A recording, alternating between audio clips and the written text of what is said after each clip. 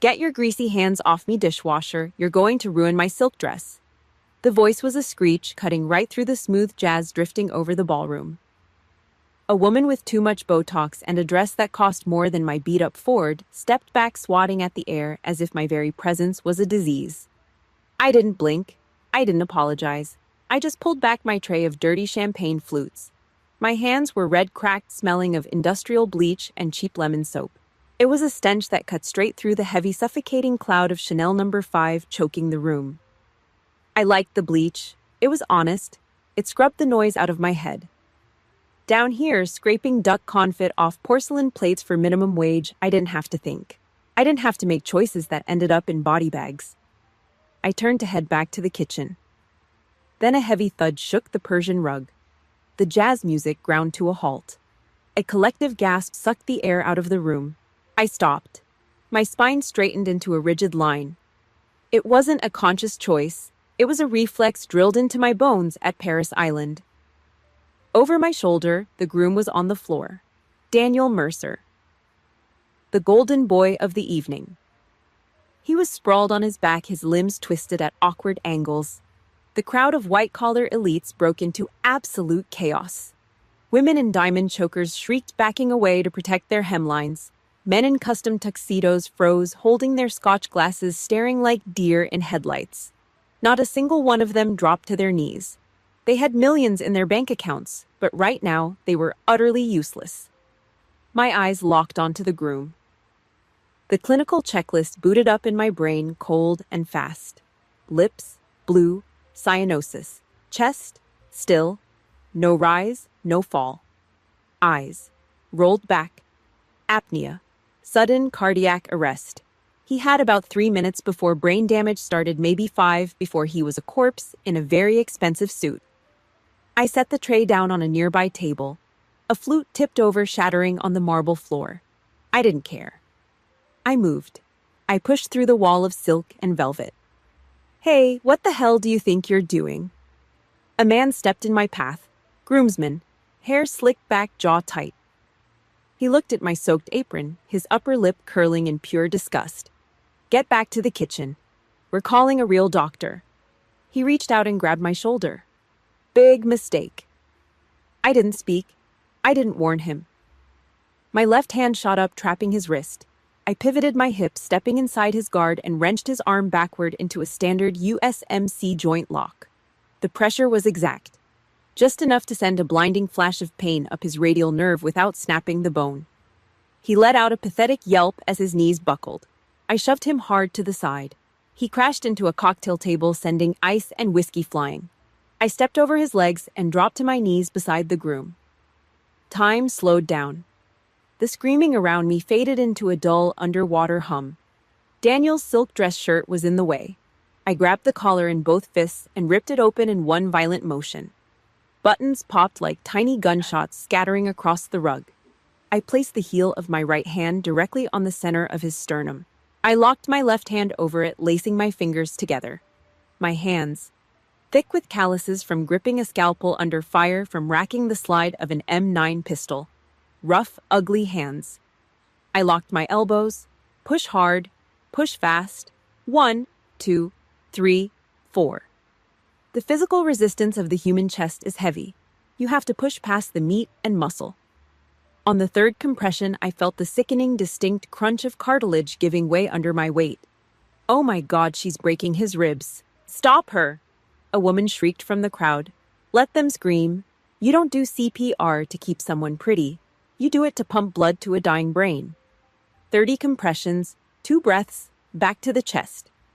Sweat dripped down my forehead, stinging my eyes. The posh ballroom vanished. In my head, I wasn't on a Persian rug in Boston. I was on the bloody floor of a medevac chopper. The air smelled of sand and copper. The rhythmic thump of the rotors matched the rhythm of my chest compressions. Keep the tempo. Stay in the zone. Get her off him, security. Heavy boots pounded against the marble floor. 3 security guards in cheap suits were rushing in, reaching for their radios, ready to drag the crazy dishwasher away. I didn't stop. I couldn't stop. I leaned my entire upper body weight into the next downward thrust. Then a voice cut through the room. Stand down. It wasn't a yell. It was a command, a low, gravelly baritone that carried the absolute, unquestionable weight of a man who had sent thousands of boys to die. The security guards froze mid-step. The entire ballroom went dead silent. Footsteps approached. Slow, measured. The hard click of military-issue dress shoes hitting marble. General Thomas Mercer stepped into my peripheral vision. 4 stars pinned to a chest full of ribbons. He was a gray wolf in a room full of toy poodles. He looked at his dying son on the floor. Then he looked at my locked elbows, my bleeding knuckles, my flawless rhythm. "Nobody touches her." The general barked, his eyes scanning the terrified crowd. "Let her work." I didn't look up. I gave it 10 more compressions. Deep, brutal. Suddenly Daniel's body jerked. A harsh, wet gasp tore out of his throat. His chest heaved on its own. The blue tint on his lips began to recede, replaced by the angry flush of returning blood flow. He coughed, turning his head, vomiting slightly onto the rug. He was breathing. I sat back on my heels. My breath was steady. My heart rate was barely elevated. The silence in the room was deafening. The socialites who had just called me trash were staring at me with their mouths hanging open. The groomsman I'd thrown to the floor was clutching his wrist, looking at me like I was a ghost. General Mercer knelt opposite me. He placed a hand on his son's shoulder, then lifted his eyes. Cold, calculating eyes that recognized exactly what I was. He opened his mouth, preparing to ask the question that would drag me back into the light. I didn't give him the chance. I stood up. My knees popped. I looked down at my hands. They were trembling just a little. Not from fear, but from the adrenaline of the kill zone leaving my system. I wiped the grease and sweat onto my soaked, filthy apron. I didn't nod. I didn't wait for applause. I turned my back on the 4-star general, the gasping groom, and the millions of dollars of gaping wealth. I walked straight to the kitchen. I pushed through the heavy stainless steel doors, letting them swing shut behind me, cutting off the noise of the ballroom. The kitchen was empty. The air was thick with steam. I walked over to the deep industrial sink. I turned the faucet on high. The water was scalding hot. I plunged my hands straight into it. The burning sensation bit into my skin, sharp and real. It was exactly what I needed. I closed my eyes as the steam hit my face, but the heat didn't wash it away. It never did. The scalding water pouring over my fingers morphed into the cold, sterile wash of an operating room scrub station. The harsh fluorescent lights of the Boston 5A hospital flickered in my mind, casting long, dark shadows over a memory I had buried deep. A memory of 2 men on stretchers, and a choice that ruined my life. The water in the deep industrial sink was blistering. It chewed at the skin on my bare hands. I kept them submerged. I closed my eyes, letting the grease-scented steam coat my face, hoping the heat would burn the adrenaline out of my system. It did not work. The heat betrayed me. In my mind, the boiling water turned freezing. The heavy, foul air of the restaurant kitchen vanished, replaced by the sterile chemical bite of iodine and the low, throbbing hum of a diesel backup generator. Boston, 5 years, 8A Hospital. 3 years ago. A winter nor'easter had knocked out the regional power grid. The emergency lights bathed the trauma bay in a sickly, jaundiced glow. We had 1 operating room running on backup juice, 1 functional ventilator. The double doors smashed open. Paramedics wheeled in 2 stretchers, the rubber wheels skidding hard on the linoleum. Blood dripped, pooling into dark, sticky puddles on the floor. On the left stretcher, Daniel Mercer. Mid-20s, massive blunt force trauma from a severe wreck on the interstate. Internal bleeding. His liver was lacerated, dumping blood into his abdomen. On the right stretcher, Earl Patterson, 70 years old, Army combat veteran, end-stage respiratory failure. His chest heaved in shallow, useless jerks. His lips were the color of bruised plums. He was drowning in the open air. I stood between them. The noise of the room faded. Paramedics shouting rapid-fire vitals, nurses scrambling over overturned trays for crash carts. It all became white noise. I was no longer a civilian doctor in a modern hospital. I was a Marine medical officer standing on a hostile landing zone. Triage is not about compassion. It is brutal, mathematical, and soulless. You do not save the most deserving. You save the most likely to survive. I looked at the monitor attached to Daniel. His blood pressure was crashing, but his youth was a heavy weapon. Immediate surgery to pack the liver, and he had an 80% chance of walking out of the building. I looked at Earl. The old soldier locked eyes with me. His gaze was milky and terrified, but underneath the panic, there was a quiet, crushing understanding. His lungs were already destroyed. Intubating him and putting him on the only ventilator would only delay the inevitable by a few days. 10% chance, maybe less. 1 machine. 2 dying men. Dr. Sharp, a trauma nurse, screamed over the chaos gripping the rails of a stretcher. Who goes in? I did not hesitate. I did not pray. I did not ask for a second opinion.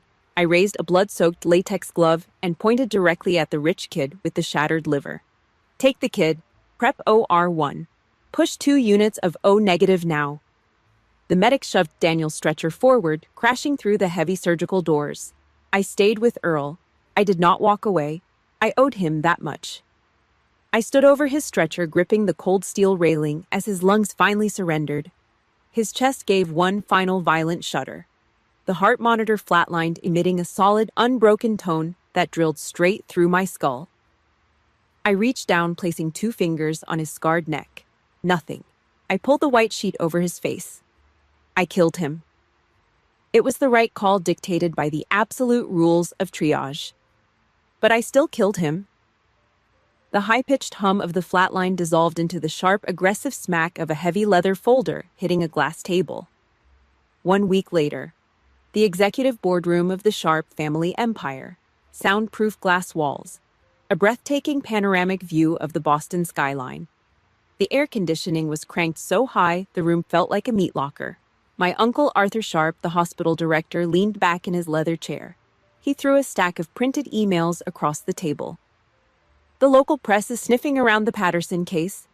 Arthur sneered, his voice dripping with pure corporate venom. A decorated military veteran left to die in the hallway of our hospital. The optics are a total disaster. The Department of Defense is threatening to pull our trauma research grant. I sat at the opposite end of the long table, back straight, shoulders squared, feet flat on the floor. I did not look at the papers. I looked at the man sitting at the head of the table. Dr. Richard Sharp, Chief of Surgery, Chairman of the Board, my biological father. He tapped his $3,000 Mont Blanc pen against the glass top. Once, twice. He did not look at me like a daughter. He looked at me like a toxic asset on a balance sheet. You breached protocol, Holly, Richard stated. His voice was completely devoid of emotion. Flat, empty. The hospital cannot afford a federal investigation right now. Our investors are getting nervous. We need a firewall. I performed standard triage. I replied, my voice steady, betraying nothing. The backup generator failed. Maintenance ignored the work orders for 6 months to save budget space. You signed those budget cuts, Richard. He stopped tapping the pen. He leaned forward, resting his tailored suit elbows on the glass. You made a fatal medical error under extreme pressure. He corrected his tone, leaving absolutely no room for debate. You will sign the admission of guilt. The medical board will suspend your license indefinitely. The family requires your sacrifice to protect the hospital. He slid a single sheet of paper across the table. A typed confession, a death warrant for my entire career. Next to it, an official corporate seal came down with a heavy final thud. Scratch, scratch, scratch. The sound snapped me back to the present. The sterile, air-conditioned boardroom shattered, replaced by the humid, grease-stained walls of the restaurant kitchen. I was driving a ball of steel wool into the bottom of a blackened cast-iron skillet. My knuckles were bone white. The steel wool cut into the skin of my fingers, drawing thin, stinging lines of blood that washed away in the gray, soapy water. I dug in harder. The physical pain was a relief. It was simple. It made perfect sense. It drowned out the memory of my own flesh and blood, trading my life for a spike in quarterly profits. In the Middle East, I had surrendered my gas mask in a sandstorm to save a private in my unit. I came home only to have my father cut my oxygen line to save a percentage point on a stock portfolio. Hey, dishwasher, shift is over. Get out. The floor manager kicked the swinging door open, barking the order before vanishing back into the dining room. I dropped the skillet into the sink. I dried my hands on a rough cotton towel, stripped off the foul-smelling apron, and tossed it into the laundry bin. I grabbed my faded canvas jacket from a rusty iron hook. I pushed through the heavy back exit door. The Boston winter hit me like a physical blow to the chest. The night air was jagged, tasting of road salt and diesel exhaust fumes. The back alleyway was dark, illuminated only by a single flickering halogen bulb buzzing weakly overhead. Loose, icy gravel crunched under the thick soles of my boots. I pulled my collar up against the biting wind and walked toward the far end of the desolate employee lot. My beat-up Ford pickup was parked deep in the shadows, its rusted bumper reflecting the dim yellow light. I reached into my pocket for my keys. My fingers brushed the cold brass, but I froze. The hairs on the back of my neck stood up. The raw animal instinct that kept me alive in Fallujah flared to life, hot and sharp in my chest. I was not alone. Standing perfectly still, leaning against the driver's side door of my truck was a massive silhouette. A man. Waiting quietly in the freezing dark, the heavy steel door of the restaurant's rear exit slammed shut. It cut off the muffled clatter of porcelain plates and the shouting of the line cooks. Instantly, the Boston winter hit me like a physical assault. The temperature was hovering in the low teens. The wind howled off the harbor, whipping through the narrow brick alleyway, carrying the harsh, abrasive smell of road salt, frozen garbage, and diesel exhaust. I pulled the collar of my faded canvas jacket up, bearing my chin into the cheap fabric. My boots crushed the loose, icy gravel scattered across the asphalt. I kept my head down, sticking to the deep shadows cast by the brick walls, making my way toward the desolate employee parking lot. The single halogen street lamp flickered overhead, buzzing with a sick, erratic rhythm. My rusted Ford F-150 sat parked in the furthest corner, swallowed by the dark. I reached a cracked, blistered hand into my pocket for my keys. Then I stopped. My boots froze on the gravel. A massive silhouette stood next to the driver's side door. My right hand dropped instantly to my hip. It was an empty gesture. There was no M9 Beretta strapped to my thigh, just worn denim. But the muscle memory from Fallujah never really faded. It stayed wired into the nervous system.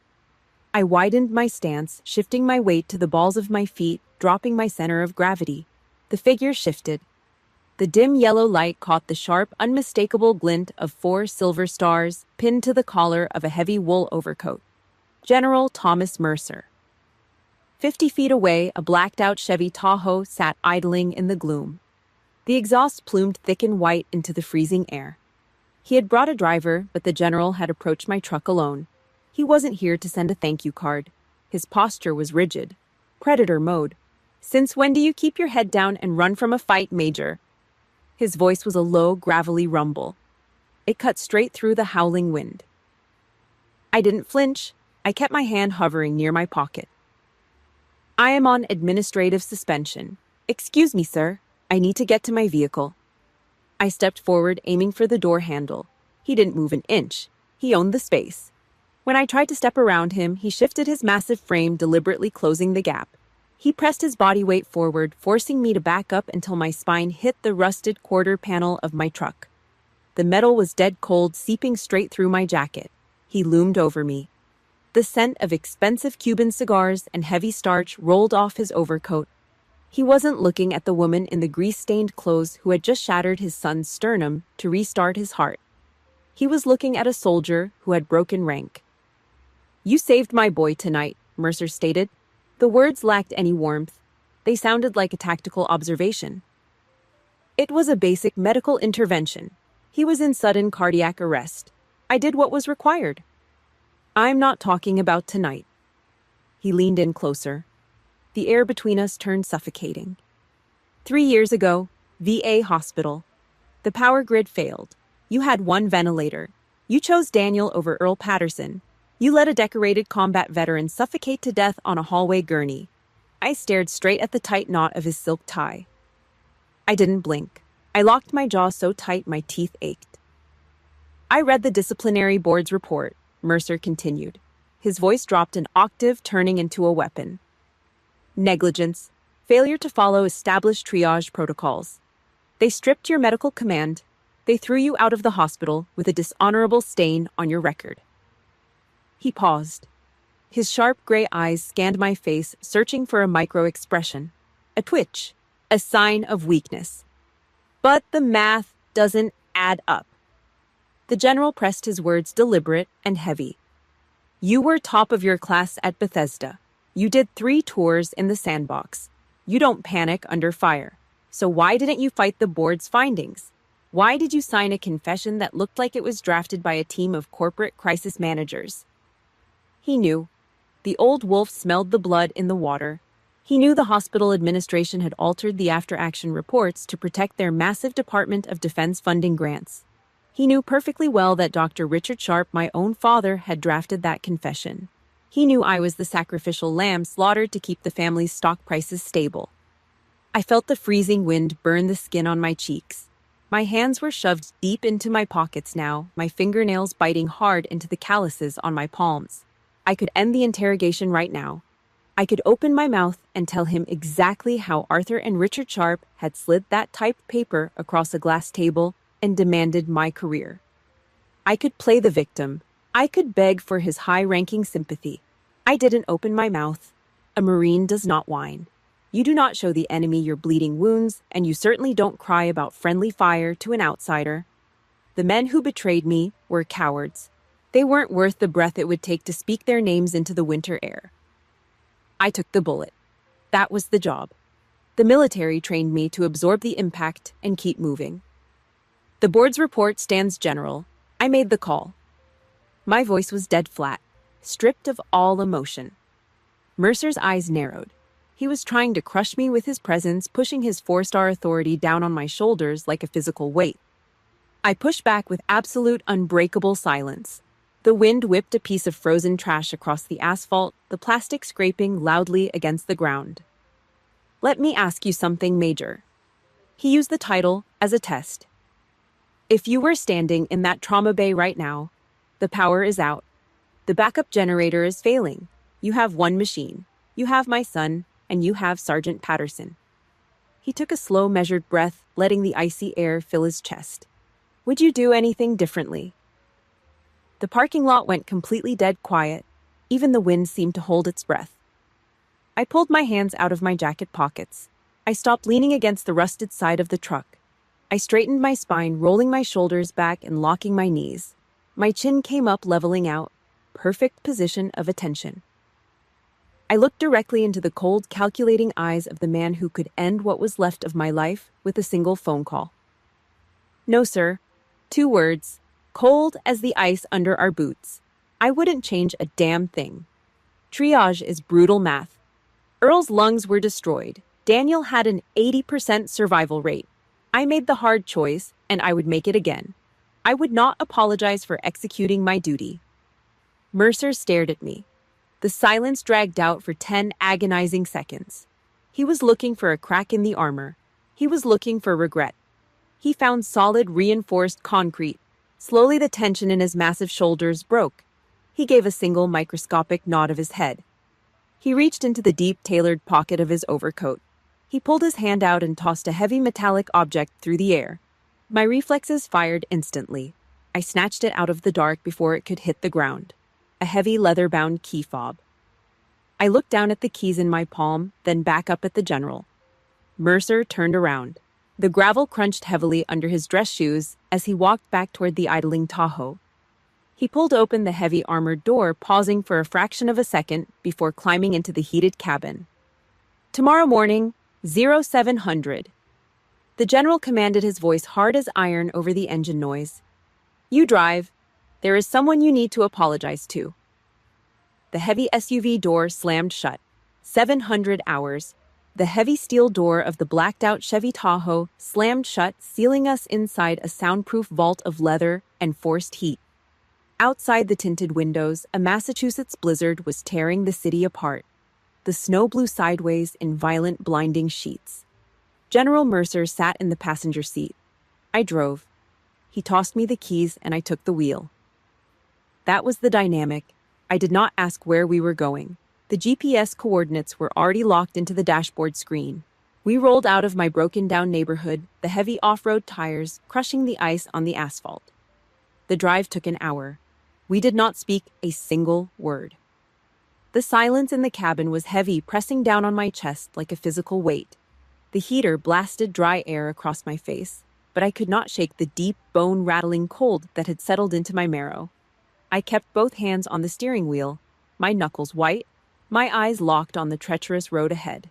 The GPS directed us through a massive set of wrought iron gates, the Massachusetts National Cemetery. I cut the engine. We stepped out into the storm. The wind howled off the Atlantic, biting violently at my exposed neck. I zipped my faded canvas jacket up to my chin. Mercer wore his heavy wool overcoat. He did not flinch against the cold. He started walking. I fell into step beside him, heel to toe. A tactical march through a grid of dead soldiers. Thousands of identical white marble headstones stood in perfect, unyielding formation. They stretched out into the whiteout conditions, disappearing into the storm.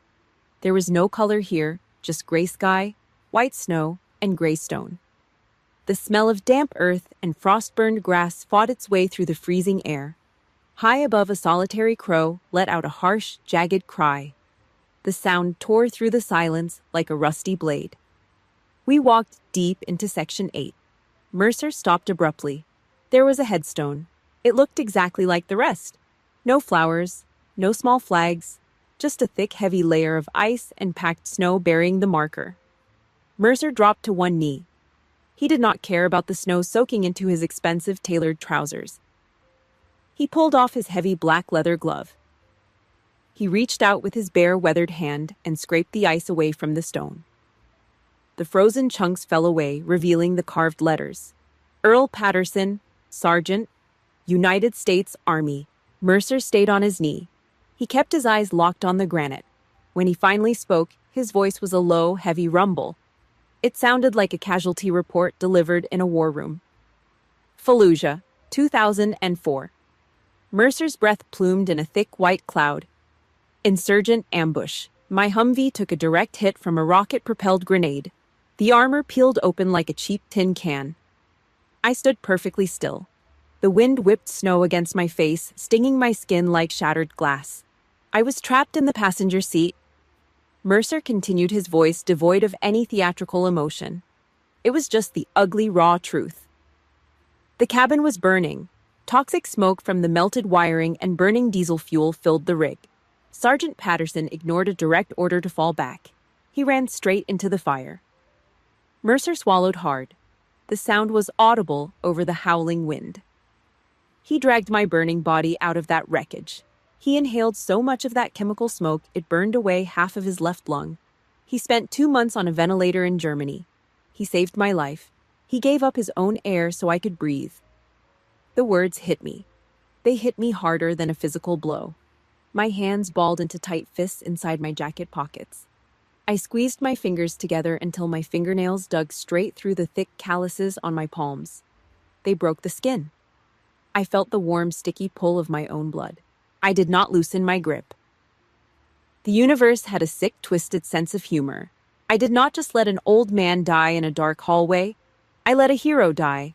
A man who sacrificed his lungs in the desert dirt only to suffocate on a sterile hospital gurney in Boston because a backup generator failed. I looked down at the general. The iron shell I had built around my mind cracked wide open. The sheer exhaustion of carrying this lie for 3 years poured into my bones. The silence between us was no longer an option. The hospital ran out of money for the backup grid, I said. My voice was ragged, stripped completely bare. My father diverted the maintenance budget to cover a bad financial investment in a private surgical clinic. When the power died that night, there was only one machine left. Mercer did not look up. He just listened to the howling wind. They needed a body to take the fall. They needed someone to bury the criminal negligence so the Department of Defense grants would not dry up. The words tasted like ash and copper in my mouth. I signed the paperwork. I took the hit. I waited for the explosion. I waited for the 4-star general to stand up, draw his weapon, or wrap his massive hands around my throat. He had every right to destroy me right there in the snow. Instead, Mercer slowly got to his feet. He brushed the frozen snow off his overcoat. He looked older now. The predatory, intimidating edge from the parking lot was completely gone. He looked like a man carrying the weight of a ghost. When they admitted Earl to your emergency room, he was conscious for the first 10 minutes, Mercer said. His voice was thick, choked with gravel and old grief.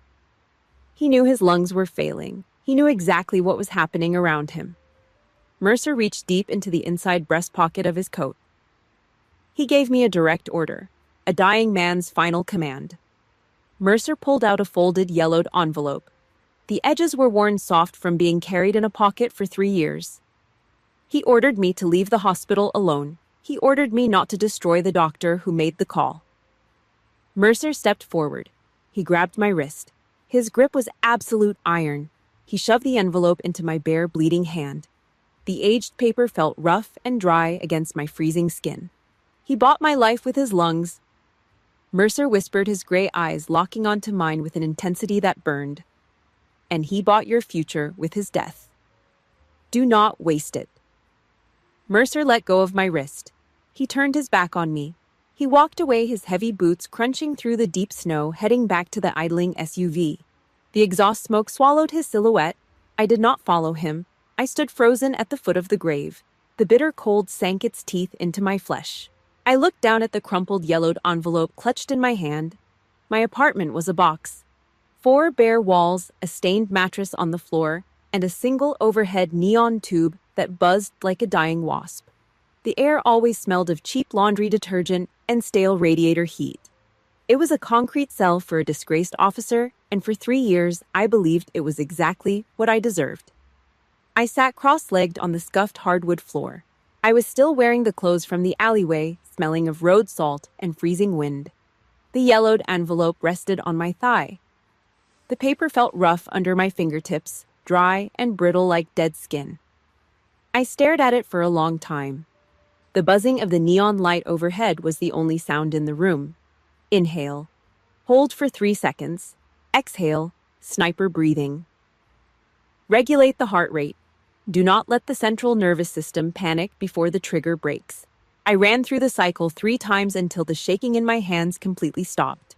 I slid my thumb under the sealed flap and tore it open. The paper ripped with a sharp, dry rasp. I pulled out a single sheet of standard VA hospital stationery. The printed letterhead at the top was crisp and professional, but the handwriting below it was a disaster. It was jagged, erratic. The pen strokes dug so deep into the paper, they almost tore right through the fiber.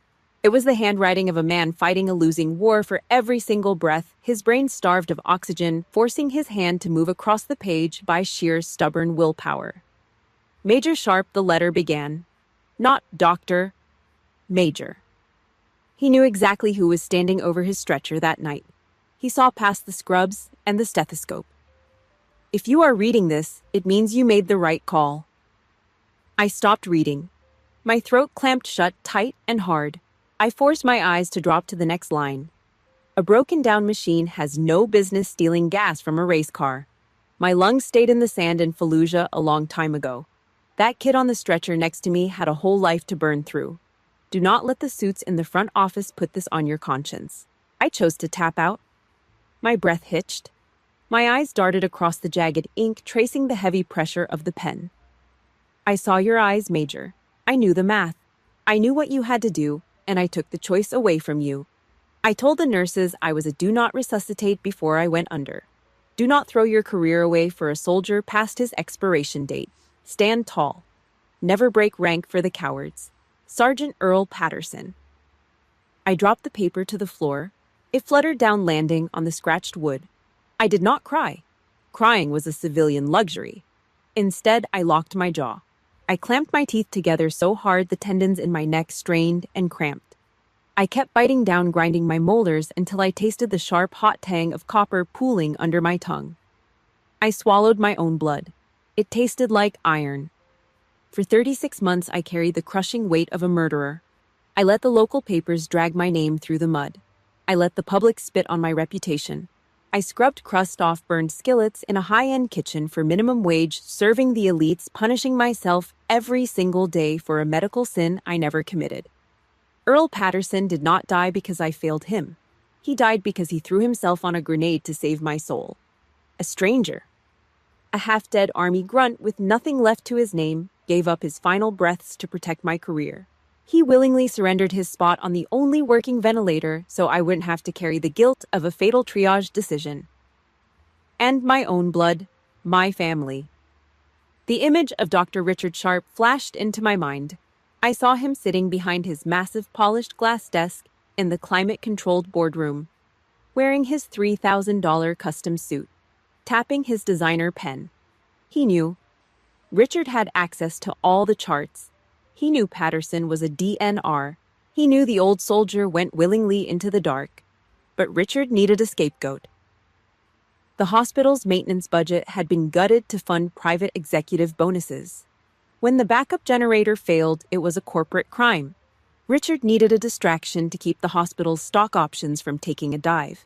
He needed a sacrificial lamb to appease the Department of Defense and protect their massive trauma research grants. So my father looked his own daughter in the eye, handed her a typed confession, and forced her to cut her own throat. A stranger bought my life with his blood. My father sold it for a quarterly dividend. Something inside my chest snapped. It was not a loud break. It was the quiet, terrifying sound of a heavy steel cable snapping under extreme tension. The heavy, suffocating blanket of shame I had worn for 3 years vanished in a fraction of a second. It was replaced by a vast, freezing void. And then the void filled. Fury. Cold, calculated, military-grade fury. The kind of anger that does not scream or throw punches at the wall. The kind of anger that quietly loads a magazine and calculates wind resistance. I spat the blood from my mouth onto the hardwood floor. I did not wipe it up. I stood up. My back was perfectly straight. I walked across the small, cramped room to the tiny bedroom closet. I bypassed the cheap denim jeans and the grease-stained work shirts. I dropped to one knee and grabbed the heavy iron handle of the olive drab ammo can shoved deep in the back corner. I dragged it out into the light. The metal scraped harshly against the floorboards. I flipped the heavy steel latches. Clack, clack. The sound was crisp, final. I pushed the lid back. The smell of gun oil, heavy starch, and old dust drifted up into the neon light. Folded perfectly inside, pressed with extreme military precision, was my Marine Corps combat utility uniform, the woodland Marpat camouflage. Pinned to the collar was the dull gold oak leaf of a major. It had been sitting in the dark, waiting. I reached under the folded fabric and pulled out a dull silver chain. 2 metal dog tags clinked together. The metallic chime cut through the silence of the apartment like a church bell. I slipped the chain over my head. The cold metal settled heavily against my collarbone, right over my pulse. I was done hiding in the grease and the steam. I was done scraping plates for people who wouldn't last 5 seconds in a war zone. I was done taking orders from cowards hiding behind glass walls, NDAs, and corporate letterheads. I reached into my pocket and pulled out my cracked cell phone. The screen cast a harsh, artificial glare in the dim room. I opened my messages. I selected the contact I had not spoken to since the day I handed over my hospital ID badge. Richard Sharp. My thumbs moved rapidly over the cracked glass. I did not type a greeting. I did not ask for a favor. I did not ask for my family back. I issued a command. Arrange a board meeting. Tomorrow morning. Be there. I hit send. I tossed the phone onto the mattress. I looked down at the camouflage uniform in the metal box. The dishwasher was dead. The major was clocking in, 50 stories up. The executive boardroom of the Boston 5A hospital hovered over the city like a glass fortress. Inside, the air conditioning was cranked down to a sterile, freezing chill. The room smelled of expensive leather lemon polish and arrogance. I pushed through the heavy oak double doors. My scuffed combat boots sank into the plush carpet. I was wearing my faded canvas jacket and dark denim. Underneath the cheap cotton shirt, the cold silver of Earl Patterson's dog tags rested flat against my collarbone. Dr. Richard Sharp sat at the head of the massive glass table. My father. He wore a charcoal Brioni suit. Next to him sat my uncle, Arthur Sharp, the hospital director, scrolling through a tablet. Richard looked up. He didn't smile. His eyes dragged over my clothes, his upper lip twitching in pure disgust. You demanded an emergency board meeting. Richard said, his voice flat. He checked his gold Rolex. You have exactly 5 minutes. Did you drag us up here to beg for your old job? Or do you just need cash to fix that garbage truck you drive? Arthur chuckled, not looking up from his screen. We don't give handouts to disgraced dishwashers, Holly. You signed the paperwork. You are dead to this administration. I didn't answer. I pulled out a heavy leather chair and sat down. Back perfectly straight, shoulders squared, both feet planted flat on the floor. I reached into my jacket, pulled out a thick, heavy manila folder, and tossed it onto the glass table. Smack! The sharp crack of heavy paper hitting tempered glass echoed in the massive room. I'm not here for money, I said. My voice was a dead flat calm, the voice of a commanding officer calling in a targeted strike. I'm here to deliver the internal audit. Richard frowned. He reached out and flipped the cover open. Page 4, I commanded. An internal email dated December 14th, 3 years ago, sent from your private server to maintenance. You explicitly canceled the replacement order for the backup diesel generators. Richard's hand froze, hovering over the paper. Page 7. I continued, not missing a beat. The accounting ledger. You diverted the exact cost of those generators, $400,000, into the executive fourth quarter bonus pool. You cashed that check 2 weeks before the winter storm knocked out the city grid. The silence in the room suddenly turned suffocating. Arthur finally put his tablet down. His face was losing color. You gutted the emergency infrastructure to buy a second boat, I said, staring dead into Richard's eyes. When the power died that night, there was only one ventilator left. Not because of an act of God, because of an act of corporate greed. Your profit margins killed Earl Patterson, not me. Richard's jaw tightened. He closed the folder, pushing it away like it was infected. He forced a cold, condescending smirk. You stole confidential hospital property, Richard sneered, leaning forward. That is a federal crime. Furthermore, no one is going to look at these documents. You signed a full confession taking sole responsibility for the triage failure. It is permanently on your record. Arthur leaned back, regaining his smirking confidence. You're a washed-up blue-collar loser, Holly. The medical board stripped your license. The military threw you out. Who the hell is going to believe a kitchen rat over the chief of surgery, right on cue? The heavy oak doors at the back of the room swung open. The hinges groaned. A rush of cold air from the hallway sucked the stale tension right out of the room. Heavy boots stepped onto the carpet. I will. General Thomas Mercer walked into the boardroom. He wasn't wearing his civilian overcoat today. He was in full-dress uniform. 4 silver stars gleaming on his shoulders. A chest completely covered in combat ribbons. He looked like an apex predator stepping into a cage of terrified mice. Behind him walked 2 men in crisp dark uniforms. Military lawyers. The Judge Advocate General's Corps, JAG. Arthur shot up out of his chair. General Mercer, you can't just barge in here. This is a private corporate meeting. Mercer ignored him completely. He walked straight to the glass table and planted both his massive hands on it. He stared down at Richard Sharp. The Department of Defense funds 70% of this hospital's trauma research, Mercer growled. His voice vibrated against the glass. Effective 0800 this morning, the Pentagon has frozen every single one of your accounts. We are pulling the grants. Richard's gold pen slipped from his fingers. It clattered against the glass and rolled off the edge, hitting the floor. His face turned the color of spoiled milk. General, please. There is a misunderstanding. We can discuss the funding. There is no discussion. Mercer cut him off, his voice cracking like a whip. He pointed a thick-scarred finger at the manila folder. Major Sharp provided the United States military with hard evidence of wire fraud and criminal negligence resulting in the death of a decorated Army veteran. The FBI is currently pulling up to your loading dock with federal warrants. Arthur sank back into his chair, his mouth opening and closing like a suffocated fish. Total system failure. The arrogant, untouchable C-level executives were suddenly facing federal prison. The rules they used to crush the working class had just wrapped around their own throats. I stood up.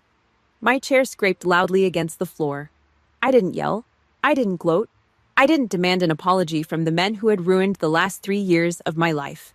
They were entirely beneath my anger. I reached down and slowly buttoned my canvas jacket. I looked at Richard Sharp one last time. The decision I made that night in the trauma bay was my bullet. I said quietly. The words sliced through the air, razor sharp and absolute. I took it. I carried it. I turned my back to the glass table. Now it's your turn. I walked away. I didn't look back as I pushed through the oak doors, leaving the general and his lawyers to execute the rest of the strike. I rode the elevator down 50 floors. The lobby was chaotic. Federal agents in windbreakers were swarming the reception desk, flashing badges, locking down the elevators. I slipped right past them. I was invisible again. As I pushed through the revolving glass doors, a hand caught my shoulder. I turned. General Mercer stood in the entryway. He held out a folded piece of heavy bank paper, a certified cashier's check, blank except for his signature at the bottom. The hospital owes you 3 years of back pay, Mercer said roughly. And my family owes you a debt we can never repay. Fill in the number, Major.